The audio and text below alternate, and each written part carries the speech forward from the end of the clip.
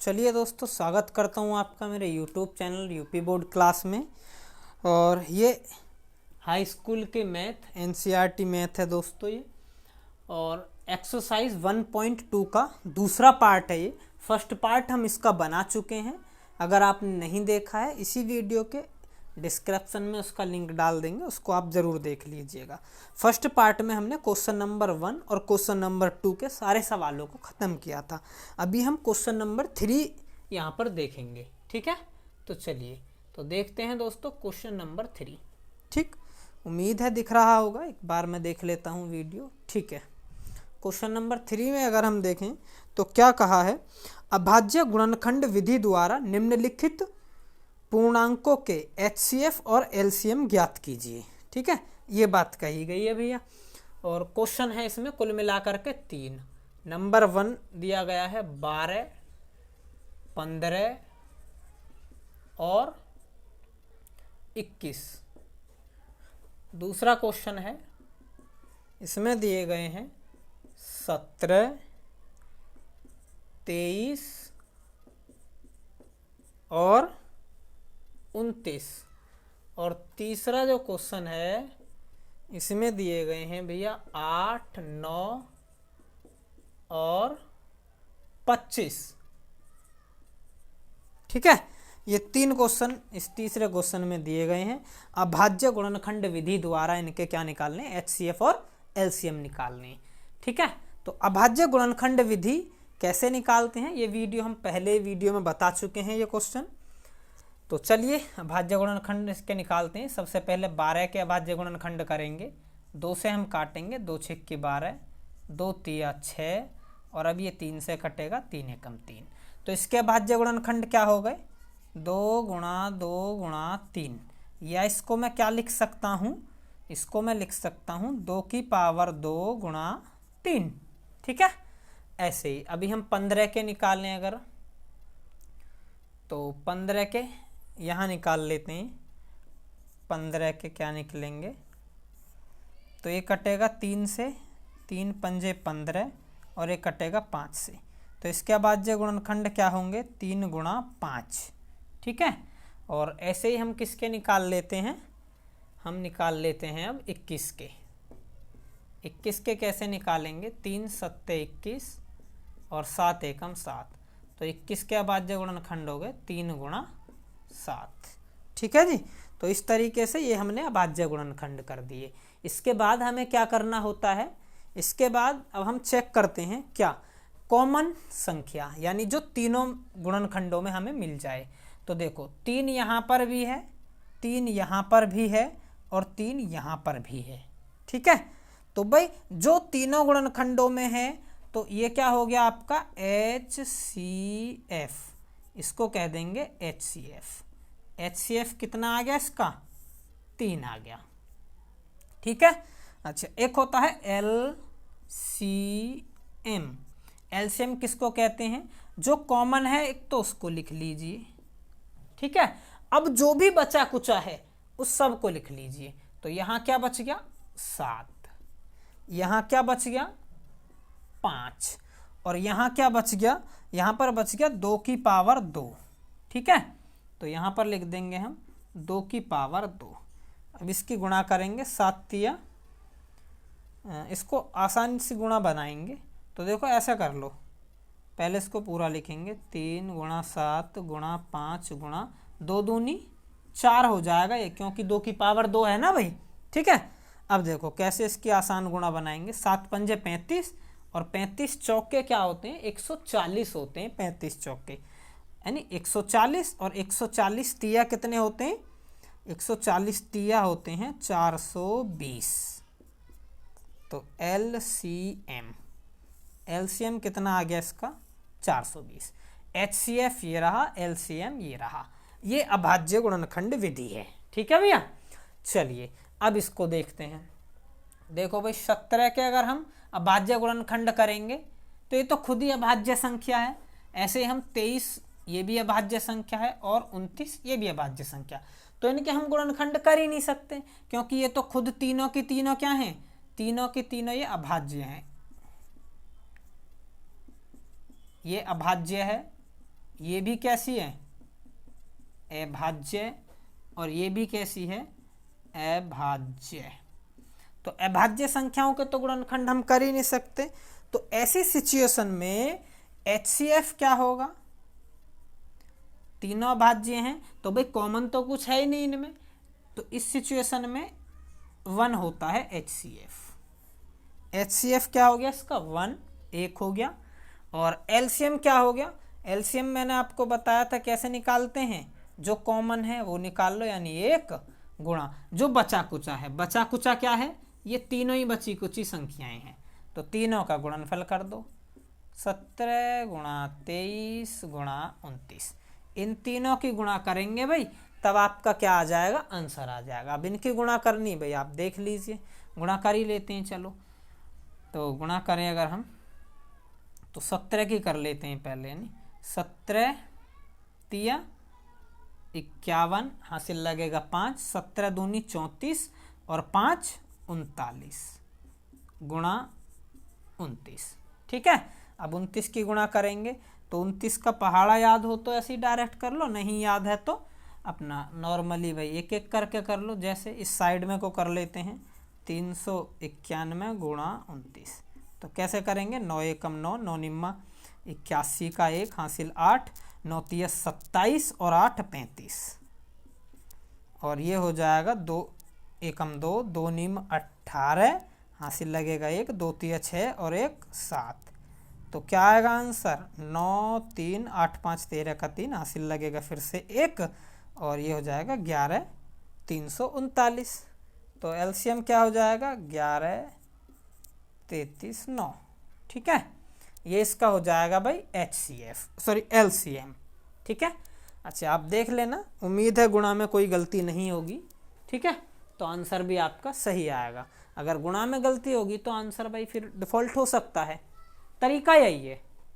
चलिए अब इसको अगर हम देखें तो इसका है 8 के अगर हम अभाज्य गुणनखंड करेंगे तो 2 चौक 8, 2 दूनी 4 और 2 एकम 2, तो होगा इसके 2 गुणा 2 गुणा 2, या इसी को कह सकते हैं हम 2 की पावर 3। अच्छा आगे अगर हम देखें 9 के देखें तो 9 के 3 तिया 9, 3 एकम 3, तो 3 गुणा 3, या इसको क्या कह सकते हैं हम कि भाई, या इसको कह सकते हैं 3 की पावर 2। ऐसे ही 25 के अगर हम देखें तो 25 के भी अलग ही होंगे, 5 पंजे 25 और फिर से 5 एकम 5, तो इसके क्या हुए 5 गुणा 5, या इसको हम लिख सकते हैं 5 की पावर 2। तो भाई अब अगर हम देखें इनका HCF निकालने के लिए, तो HCF में कॉमन तो कुछ है नहीं, तो क्या आ जाएगा 1। और अगर हम इसका निकालें LCM तो कॉमन लिख लो 1 प्लस जो बचा कुचा है 2 की पावर 3 गुणा 3 की पावर 2 गुणा 5 की पावर 2। ठीक है जी, अब इसको खोल के लिखेंगे अगर हम, तो ये 8 गुणा ये क्या हो जाएगा 3 तिया 9, ये हो जाएगा 25, यानी डायरेक्ट इनका गुणनफल ही इसका क्या हो जाएगा, आंसर हो जाएगा 25 अट्ठे होते हैं 200 और 2 नीम 18, यानी लगभग 1800 इसका क्या आ जाएगा, एलसीएम आ जाएगा। भाई बात आई होगी समझ में आपको इतनी सी। ठीक है, उम्मीद करता हूँ तीनों क्वेश्चन आपको समझ आ गए होंगे। ठीक है, चलिए अब हम इससे अगला क्वेश्चन देखेंगे, चौथा क्वेश्चन जल्दी से। ठीक है भाई, थोड़ा सा तेज इसलिए चलना पड़ता है भाई यहाँ पर कि थोड़ा वीडियो लंबी ना हो। अगर आपको कोई चीज़ समझ नहीं आती तो आप वीडियो के कमेंट बॉक्स में कमेंट कर सकते हैं, मैं उसको आपको ज़रूर समझा दूंगा। ठीक है, चलिए अभी क्वेश्चन नंबर कौन सा देखेंगे हम, 4, क्वेश्चन नंबर 4, और 4 कह रहा है कि HCF ये जो दी गई है भाई, ये 2 संख्या दी गई है ब्रैकेट में जो है। ठीक है, तो प्रथम संख्या क्या है, प्रथम संख्या है आपकी 306 और दूसरी संख्या क्या है, दूसरी संख्या है 657। ठीक है, बराबर 9 दिया है HCF, और इनका HCF कितना दिया है HCF दिया है 9, तो एलसीएम ज्ञात करना है। एलसीएम क्या होगा, ये सवाल है। ठीक है भाई, चलिए। तो इस तरीके का क्वेश्चन हमने इससे पहली वीडियो में देखा था, जिसमें मैंने बताया था एक फॉर्मूला है, एक सूत्र है, वो आपको याद रखना पड़ेगा। कौन सा फॉर्मूला आपको याद रखना पड़ेगा, मैंने बताया था, अगर नहीं देखा है तो अब याद रख लेना। प्रथम संख्या गुणा दूसरी संख्या बराबर LCM गुणा HCF। ये फॉर्मूला है भैया, अगर किसी को नहीं पता है तो वो याद रख लें। ठीक है जी, चलिए अब इस तरीके से हम निकालेंगे इस क्वेश्चन को। कॉपी में कैसे लिखना है, इसके आगे लिखना दिया है, दिया है। ठीक है, ऐसे हल लिख के और दिया है ये सब लिख के फिर ये लिखने ना हम जानते हैं, हम जानते हैं कि। ठीक है, ये फॉर्मूला लिख देना नीचे। अब उससे आगे जो मैं बता रहा हूँ ये सॉल्यूशन आपको अपनी कॉपी में लिखना है। तो पहली संख्या कौन सी है, 306 गुणा दूसरी संख्या 657। अच्छा, बराबर HCF, LCM तो पता नहीं, ये लीजिए LCM गुणा HCF कितना है, 9 है। ठीक है भाई, तो LCM निकालना है, तो अब LCM को यहीं रहने देते हैं। LCM बराबर में 306 गुणा 657 और वटे में हो जाएगा ये 9। ये 9 जो इसके यहाँ पर वटे में आ जाएगा भाई। ठीक है, कैलकुलेशन ही है, कुछ भी नहीं है। अब ये कट जाएगा इससे, देखो 9 से 9 तिया 27 और 9 चौक 36, तो LCM बराबर 34 गुणा 657। अब इस 34 की गुणा करनी है हमें इस 657 में, तो मैं समझता हूँ भाई गुणा करने में तो कोई बड़ी बात नहीं है, यहाँ साइड में कर लेते हैं। 657 गुणा 34 करें जरा, 4 सत्ते 28 का 8 हासिल 2 लगेगा, 4 पंजे 20 2 22 हासिल फिर से 2 लगेगा, 4 छिंग 24 और 2 26,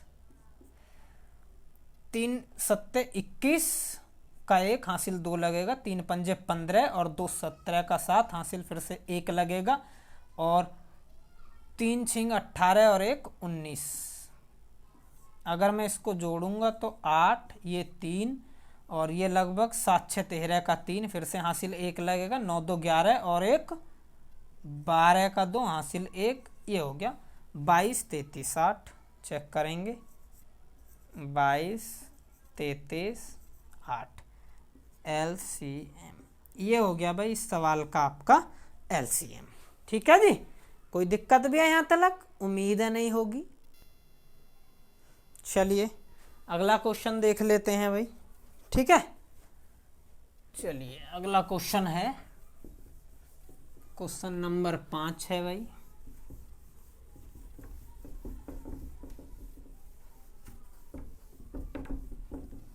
अच्छा, समझ में तो आ रहे हैं भैया क्वेश्चन, थोड़ा तेजी से तो चल रहे हैं, फिर मैं बार बार बोल दे रहा हूँ। अगर समझ नहीं आए, कोई भी दिक्कत है तो आप कमेंट कर दीजिएगा।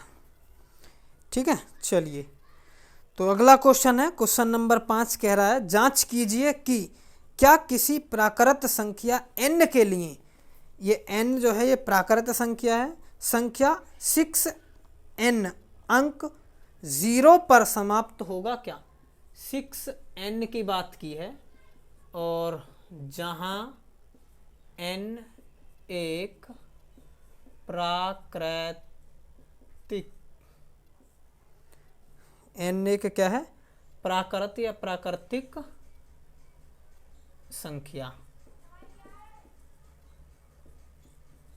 है, तो कह रहा है क्या ये 0 पर समाप्त होगी। ठीक है भाई, ये कह रहा है अगर कोई संख्या ऐसे लिखी जाए कि 6 की पावर n और n एक प्राकृतिक संख्या है, ठीक है, तो क्या ये 0 पर समाप्त होगी। इस चीज को पता करने के लिए इसके अभाज्य गुणनखंड करेंगे हम 6 के। अभाज्य गुणनखंड करे हमने 2 तिया 6, 3 एकम 3, तो इसके अभाज्य गुणनखंड आए 2 गुणा 3।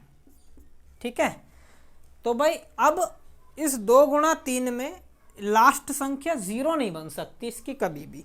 क्यों नहीं बन सकती, ये लाइन आपको लिखनी है। क्यों ये लिखना है, अब देखो क्या लिखना है, मैं पूरा लिख के बता रहा हूँ। इतना सब करने के बाद कॉपी में नीचे यहाँ से आपको लिखना शुरू करना है। कैसे, अतः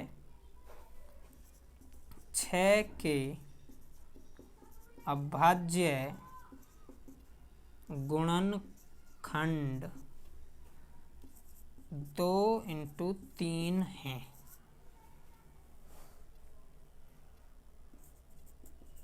परंतु हम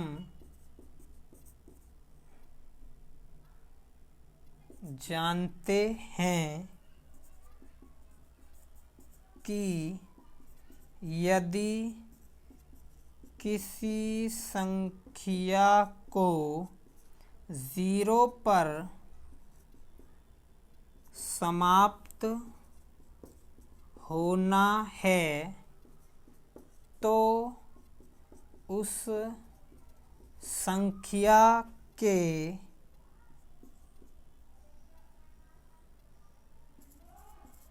गुणनखंड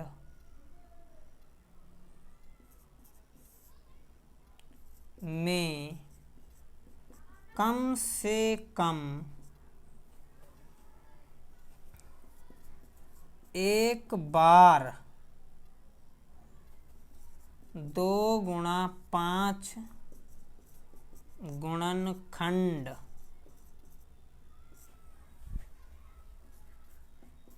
आना चाहिए। ठीक है भाई, ये वाली लाइन आपको बिल्कुल डिट्टो उतार देनी है अपनी कॉपी में, आपका काम बन जाएगा। इसका मतलब ये हुआ कि ये संख्या कभी भी 0 पर खत्म नहीं होगी भैया, क्योंकि इसके गुणनखंड में 2 गुणा 5 एक भी बार नहीं आया। और कम भाई 2 तो आ गया है नहीं, 2 तो आ गया लेकिन 5 नहीं आया। अगर 5 और होता तो ये संख्या 0 पर खत्म हो जाती। 5 नहीं है इसलिए अब ये 0 पर खत्म नहीं होगी। 2 गुणा 5 का गुणनखंड होना चाहिए। ठीक है भाई, तो ये क्वेश्चन आपका हो गया। चलिए इसके बाद अगला क्वेश्चन देख लेते हैं हम। अगला क्वेश्चन है इसमें आपका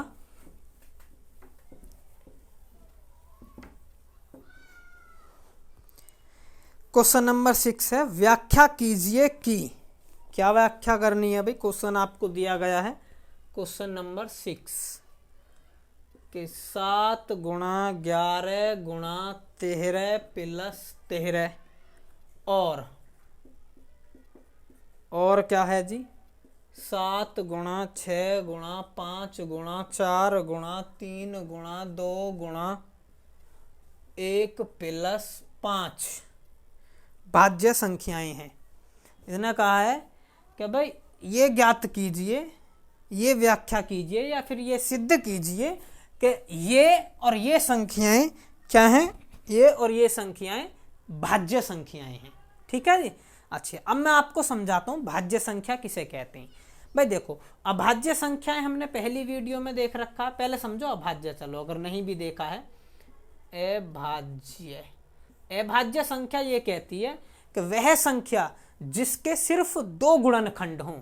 कौन कौन से हों, जैसा मान लीजिए 2 है तो अब इस 2 के सिर्फ 2 गुणनखंड हैं। कौन कौन से, एक तो है 1 और एक है खुद 2। जैसा मैं करूं 7 तो 7 भी क्या है, अभाज्य है। इसके गुणनखंड कौन सा, या तो 1 है या 7 है नहीं। तो भाई ये या तो 1 से कटेगी या 7 से कटेगी, या ये 1 से कटेगी या फिर ये 2 से कटेगी।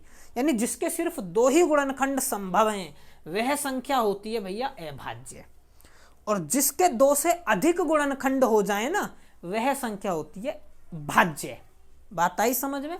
जैसे मैं 4 की बात करूं तो 4 का देखो 1 भी है, 1 से भी कट जाएगा, 4 खुद 4 से भी कट जाएगा, और 4 मेरे भाई 2 से भी तो कट जाएगा, हाँ या ना, कट जाएगा। तो इसका मतलब 4 की ऐसी संख्या है, एक भाज्य संख्या है। कोई दिक्कत इस बात को समझने में? बिल्कुल, उम्मीद है नहीं होगी। अब मैं इनको सॉल्व करता हूँ, इनको सिद्ध करता हूँ कि ये भाज्य क्यों हैं। समझिए ज़रा। अब आपको इसको लिखना है ऐसे ही एज इट उतार देना है और यहाँ से 13 कॉमन ले लेना है। अगर आप 13 कॉमन ले लेंगे तो यहाँ पर बचेगा 7 गुणा 11। यहाँ से 13 तो आपने कॉमन ले लिया तो यहाँ कुछ नहीं बचा, ठीक है।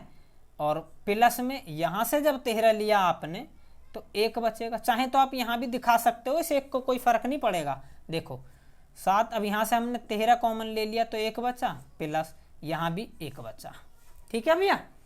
इस तरीके से अब देखो ये 13 कॉमन ही है और यहाँ पर देखें 11 सत्ते 77 और 11 एकम 11, मतलब 11 एकम 11 और 11 सत्ते 77, तो 77 प्लस 1, ठीक है।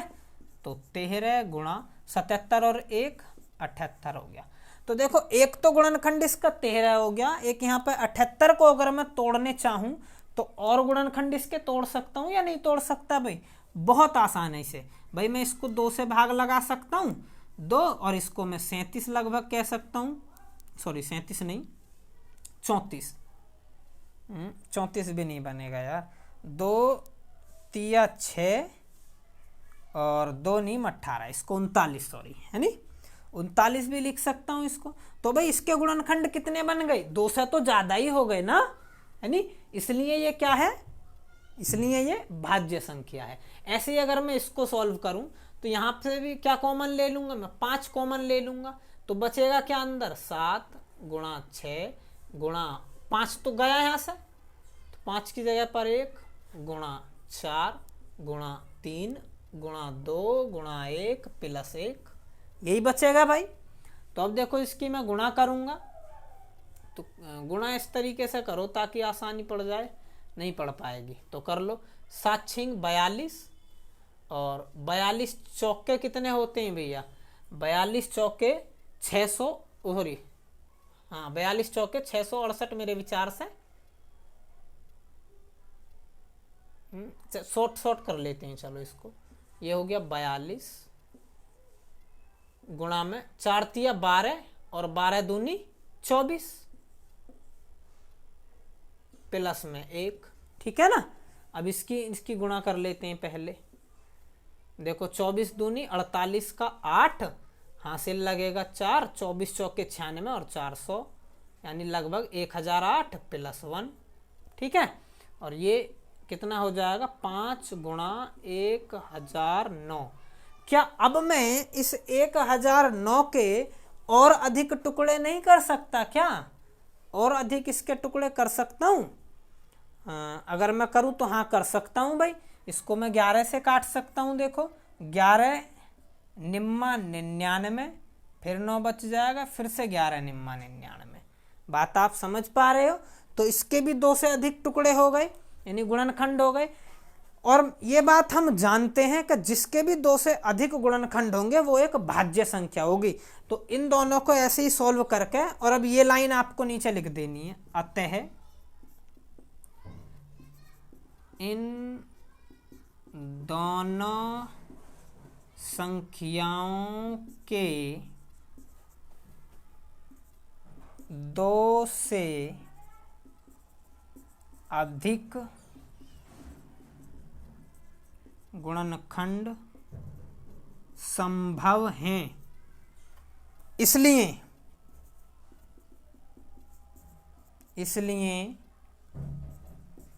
ये भाज्य संख्याएं हैं, ठीक है भाई। ये वाली लाइन आपको जरूर लिखनी है भैया कॉपी में। जब भी एग्जामिनर आपको देखते ही खुश हो जाएगा और नंबर धर देगा कॉपी में, ठीक है। तो बात आ गई होगी समझ में, ठीक है। चलिए कोई दिक्कत नहीं। इससे अगला लास्ट क्वेश्चन भी है वो हमारा इस एक्सरसाइज का, उसको भी खत्म करते हैं और ये एक्सरसाइज आपकी फिनिश हो जाएगी। तो क्वेश्चन नंबर 7 हम देखेंगे अब। क्वेश्चन नंबर 7 तो भी बड़ा लंबा चौड़ा दे रखा, इसको जरा पढ़ लो। ये कह रहा है कि भाई किसी खेल के मैदान में किसी खेल के मैदान के चारों ओर एक वृत्ताकार पथ है। अच्छा, ऐसा है, कोई वृत्ताकार पथ है। तो इस मैदान का एक चक्कर लगाने में सोनिया को 18 मिनट लगते हैं। अच्छा भाई, मान लीजिए एक यहाँ पे ये लड़की है और इसका नाम है जी सोनिया, ये रही, और इसको जब ये भग रही है ना इस पर, तो इसको ये चक्कर कंप्लीट करने में कुल मिला करके कितना टाइम लग रहा? 18 मिनट। ठीक है जी। अच्छा, जबकि इसी मैदान का एक चक्कर लगाने में रवि को 12 मिनट लग रहे हैं। अभी देखो, एक यहाँ मुस्कुराता हुआ लौंडा एक और खड़ा है, और जिसका नाम क्या है मेरे भाई? रवि। यह है सोनिया और ये है रवि। रवि को लग रहे हैं कितनी देर? 12 मिनट। ठीक है भाई, 12 मिनट लगती हैं। मान लीजिए वे दोनों एक स्थान से और एक ही समय पर चलना आरंभ करके एक ही दिशा में चलते हैं। कितने समय बाद वे पुनः प्रारंभिक स्थान पर मिलेंगे? ये क्वेश्चन हमसे पूछ लिया भैया। ठीक है, बात आप समझ पाए होंगे, ये क्या कहना चाह रहा है, इसकी बात आप समझे? मैं समझा देता हूं अगर नहीं भी समझे। ये क्वेश्चन कह रहा है कि इसका एक चक्कर पूरा करती है सोनिया 18 मिनट में, और ये जो रवि है इसका एक चक्कर लगा लेता 12 मिनट में। ठीक है, अब ये दोनों मान लीजिए यहां से भागना शुरू कर रहे हैं एक पॉइंट से, और इसी पॉइंट पर से दोनों एक साथ भागना शुरू करते हैं। ठीक है, तो कहा गया है कि ये पहली बार जब यहां से भागेंगे तो दोबारा कब जाकर इसी जगह पर एक साथ मिलेंगे। बात आई समझ में? इसी जगह पर दोबारा कब जाकर के एक साथ मिलेंगे। तो ऐसी सिचुएशन में मेरे भाई हम क्या करते हैं, हम निकालते हैं इनका क्या? एलसीएम। क्या निकालते हैं? इनका एलसीएम। तो देख लेते हैं भैया अब इसका एलसीएम निकाल करके। तो हम जानते हैं, ऐसे लिख दीजिएगा, हम जानते हैं कि इस सिचुएशन में, ऐसा मत लिखना आप इस तरीके से लिखना कि दोनों का एलसीएम लेने पर। ठीक है, तो दोनों का एलसीएम लेने पर, किन दोनों का? 18 मिनट व 12 मिनट। अब देखिए 18 का एलसीएम लेंगे कैसे? अब भाज्य गुणनखंड निकालेंगे इसका। 2 नीम 18, अब ये 2 से नहीं कटेगा, 3 से, 3 तिया 9, 3 एकम 3, ऐसे इस 12 के निकालेंगे हम। तो 2 छिक्के 12, 2 तिया 6 और फिर 3 एकम 3। ठीक है, इसके बाद भाज्य गुणनखंड कौन कौन से आए? 2 गुणा 3 गुणा 3, या इसको मैं क्या लिख सकता हूँ? तो भाई 2 गुणा 3 की पावर 2, ये लिख सकता हूँ। ऐसे इसके अगर मैं गुणनखंड देखूँ तो 2 गुणा 2 गुणा 3, या इसको क्या लिख सकता हूँ? 2 की पावर 2 गुणा 3। बात आई भी है समझ में इतनी सी? ठीक है, अब मुझे क्या निकालना है? एलसीएम। तो एलसीएम में मैंने आपको क्या बताया था कि भाई जो कॉमन है, तो भाई कॉमन तो 2 भी है, कॉमन तो 2 भी है, और कॉमन तो 3 भी है, ये रहा 3 भी है, दोनों कॉमन है। लेकिन एलसीएम में मैंने बताया था हाईएस्ट घात लेनी है, अधिकतम घात। तो 2 की अधिकतम घात कौन सी? ये वाली। तो एलसीएम बराबर 2 की पावर 2 गुणा, और 3 की अधिकतम घात कौन सी? ये वाली। तो ये लेंगे 3 की पावर 2। बात आई भी है समझ में? तो इसके हिसाब से हमने देखा, ये हो जाएगा 4, ये हो जाएगा 9, और 9 चौक होते हैं 36। तो भैया दोबारा ये 36 मिनट बाद मिलेंगे। ठीक है जी, दोबारा कब मिलेंगे ये? तो पुनः भैया ये 36 मिनट बाद मिलेंगे। ठीक है भाई, तो कोई दिक्कत यहाँ तक? इसी तरीके से ये आपका क्वेश्चन हो गया खत्म। लिख देना अब इस लाइन को यहाँ पर नीचे। तो अतः ये दोनों दोबारा 36 मिनट बाद मिलेंगे। क्वेश्चन आपका ख़त्म, क्वेश्चन के साथ में आपकी एक्सरसाइज भी ख़त्म हो गई। ठीक है, चलिए ये हमने 2 एक्सरसाइज कंप्लीट करा दी हैं भाई, दोनों यूट्यूब चैनल पर पड़ी हुई हैं। कोशिश है कंप्लीट मैथ कराएंगे, आप वीडियो को लगातार देखते रहें। धन्यवाद दोस्तों।